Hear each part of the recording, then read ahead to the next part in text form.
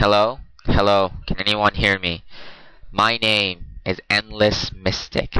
And we now have audio! That's right!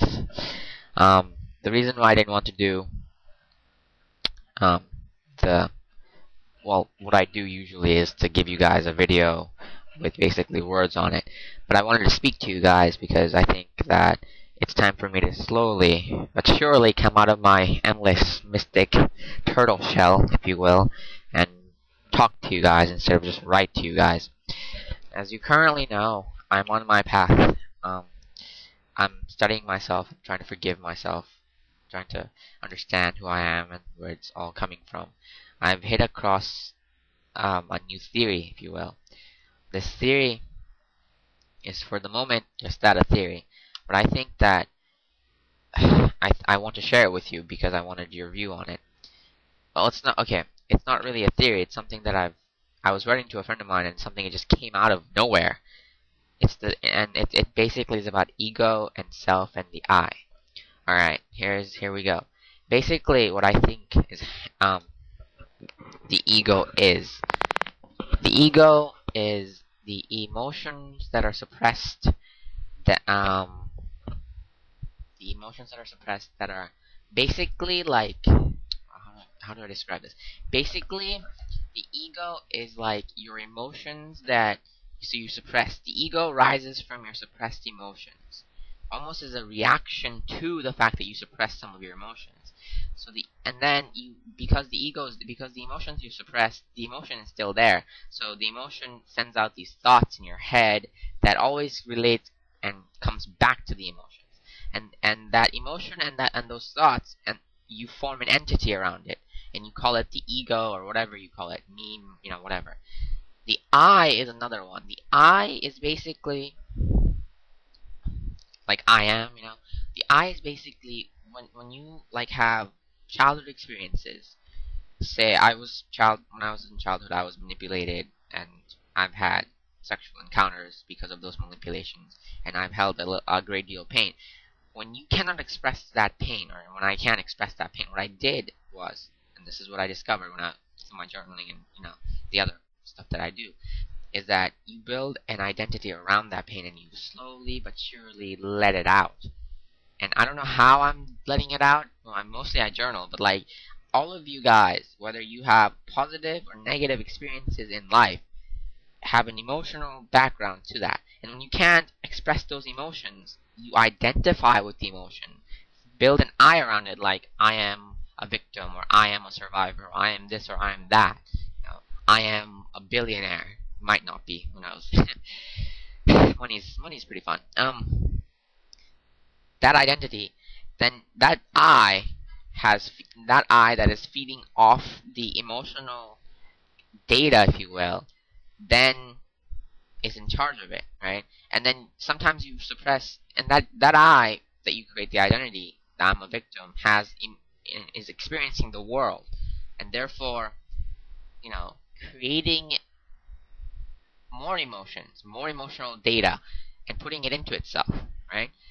So, and that emotion, and sometimes it suppresses that emotional data to where after the I there comes the ego.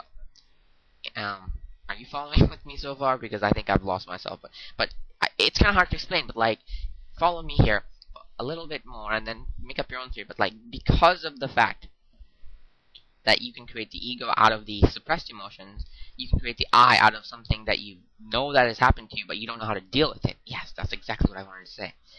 Thank you. Basically, the I am, me, comes from the fact some emotions that you cannot deal with, right? And you just kind of like let it sit there, and that's where the I comes from. And the ego comes from the suppressed emotions. Now, when you can let go of all the emotions that you've held, the I or the ego, both of them, then something else emerges from it.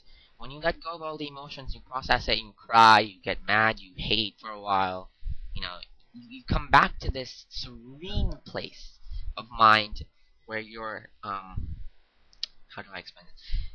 You come back to the serene place of mind where you're just there, you're just in it, and you realize there was nothing for you to realize. Because your first reactions to everything, believe it or not, was your right and correct reactions. Well, at least mine was, because like when I was first astral projecting, when I first started, I was excited and I was all like, like yeah, I'm gonna do this. I was nervous and I was actually projecting and whatnot, but like I realized, afterwards when I looked at the whole meditation thing and I was like, oh, I have to make sure I'm relaxed and all that. No, it's not that. My first reaction was the right reaction. I was excited. I was nervous. Look, guys, emotions are the things that are most important to you.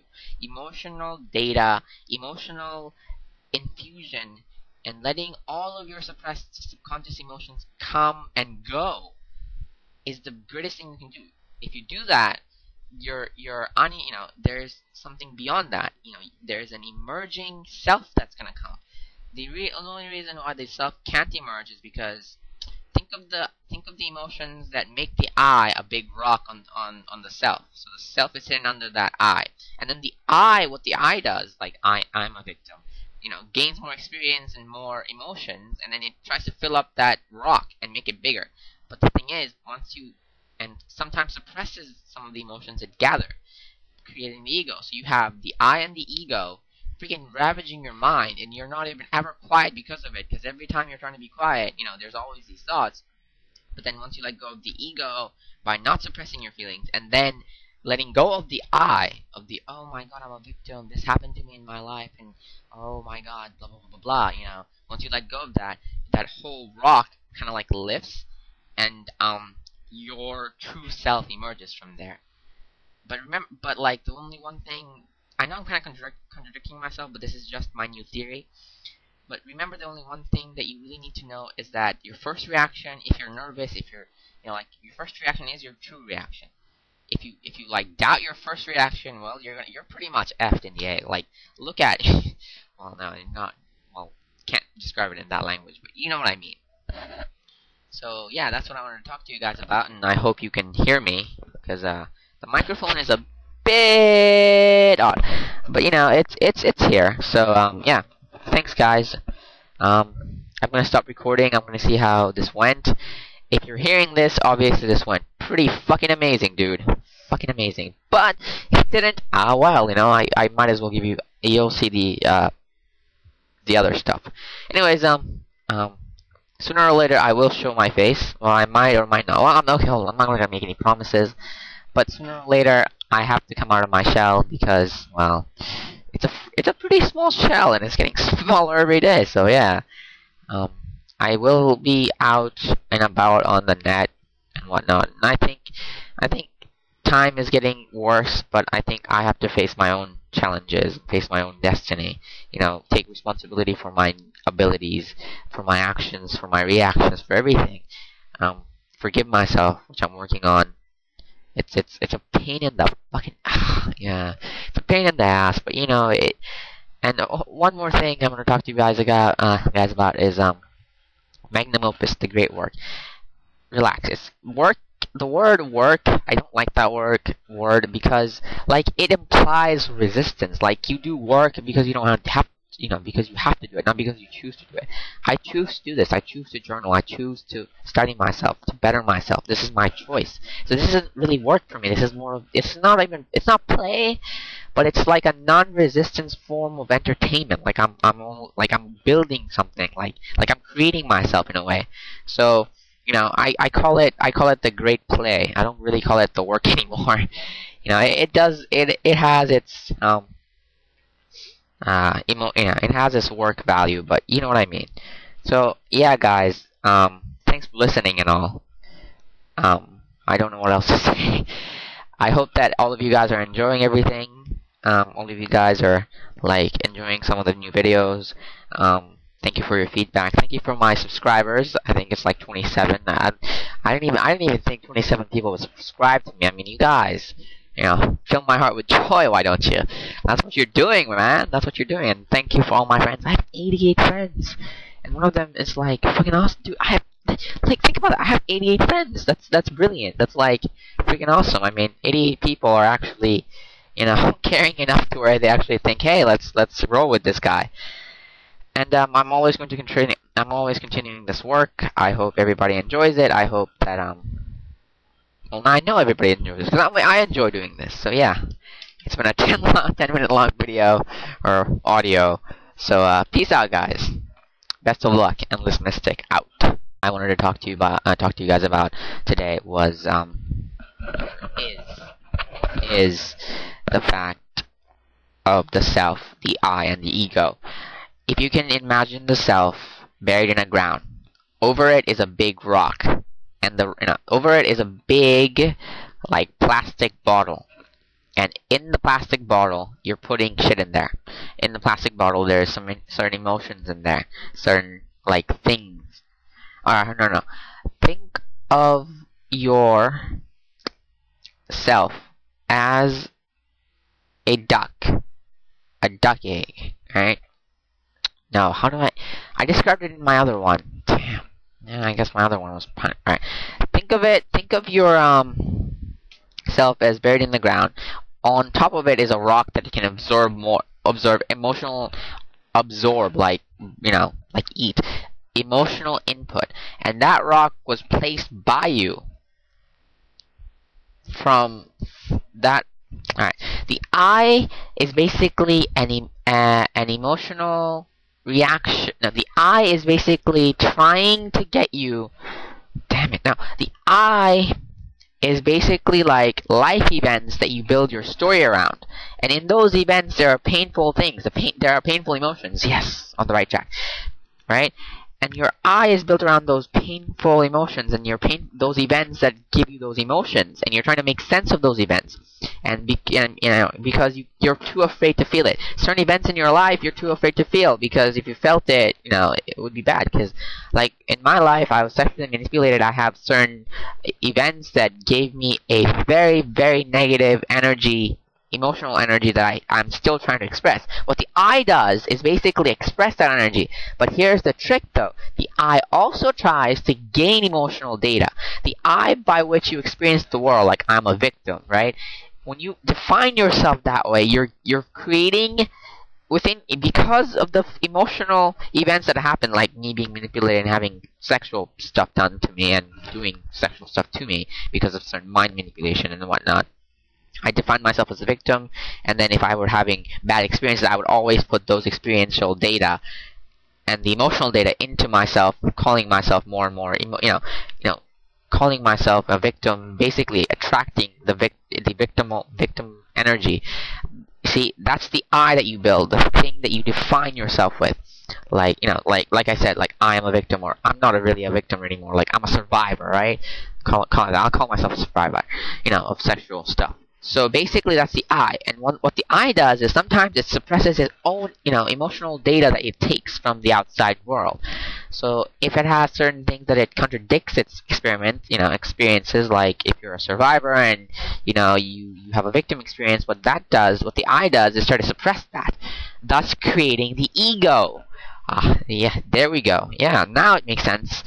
This is just a new theory, guys, so I'm kind of trying to explain it to myself and to you at the same moment. So it's kind of a weird situation here, but it's pretty fun.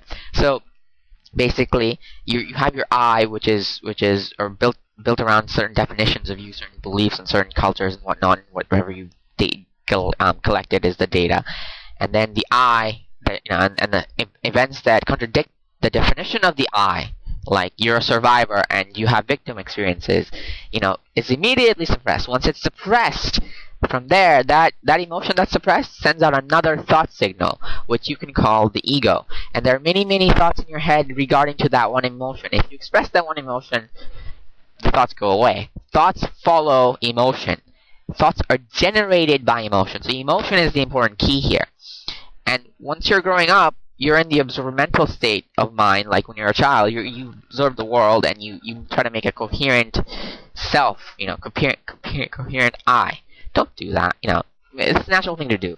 But once you make that I and all those events, you try to make sense of it and you define yourself by those events of your life, you have the I consciousness, like I am a survivor, Once you make that, anything that contradicts it is always going to be suppressed. And when it's suppressed, the ego arises because, again, emotion, then thoughts, and once you identify with your thoughts, You're pretty much ego, ego. But here's the thing, though. That's why you have to clear your emotion, the ones that you suppress. Then look into what your definition of what you are, and the events that has transpired, the life events that made you define yourself in that way, and then let it go. Let all the definitions of you go. Once you let that go, once you let the let the I go, then what? Then the true self emerges in the silence, as if it's coming to say, "Yo, what up, bruh? What ups?"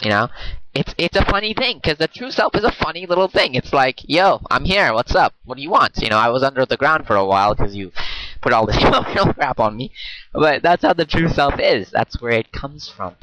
So that's why it's important for you to understand this. That's why it's important for me to speak to you about it, because this is one of the greatest things I've discovered. Through my journaling, through my study of myself, through my magnum opus, or the great work. It's not really, I don't get why they call it a work, because work is a word that you describe something that you have to do. I don't really have to do this. I do it because it makes me healthier every morning. I have more vibrant energy in me. I feel more enthusiastic. I feel more positive. So that's why I kind of do the things that I do. I journal at night, clear myself, the spiritual stuff. They're not really spiritual, but more of a psychological tool for me to grow within my psyche. So basically, that's how the I and the ego works. Once you let go of the I and the ego, once you stop trying to define yourself, let every emotion that you felt, let every event's emotion, like my biggest event that has taken in my life was my sexual events that led me to be who I am today. If I can let that go, my I will go away, and if I can predict it, my true self will emerge from all of the cleansiness in my psyche, from all of the things cleared away in my psyche. It's as if it's coming out of a hole, and the hole, the true self is coming out of a hole, but the hole is blocked by the I and the ego.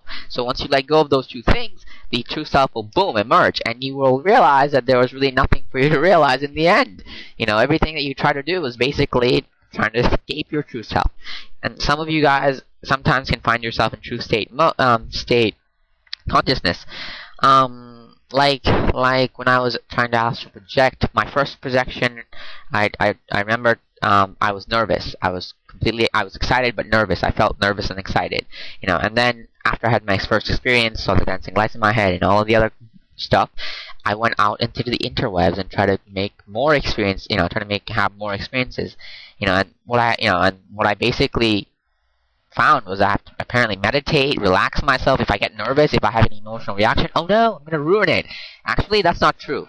It is because of my emotional data that I was able to do what I did. It was because of my first emotional reaction to it. It was because of my emotions that I was able to succeed at my very first try in astral projection. That's why I want you guys to realize your emotions are the most powerful things in your fucking world, in your world, in this world. If we all were empathetic, you think any of the bullshit that exists would exist today? No. Look, guys, it's been fun sleeping, but I guess I want to I kind of want to wake up now, and I kind of want to get back my abilities and my super awesome powers and whatnot. I want to play more, but that's why I wanted to talk to you guys. I hope I was clear about everything. I hope you guys have understood me. This is just a new theory. This is my take 2. I'll give you guys both takes, so it's like a 20-minute video. Hopefully you guys are okay with a 20-minute video. So thanks, guys. Peace. Endless Mystic out.